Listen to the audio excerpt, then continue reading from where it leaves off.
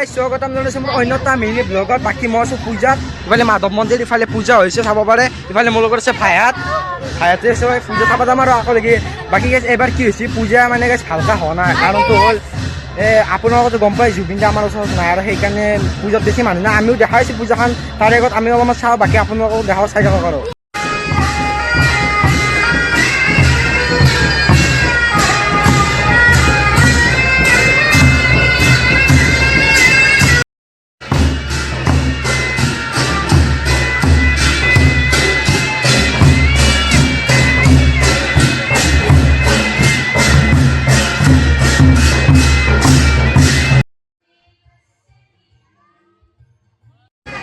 মানে গাইছ বহুত মানুহ হৈছে, সেইকাৰণে ভিডিঅ' চিডিঅ' ভালকৈ বনাব পৰা নাই। বাকী আপোনালোকক কেইটামান শ্বৰ্ট দিছোঁ, গীত আছে তাতে আপোনালোকে চাওক।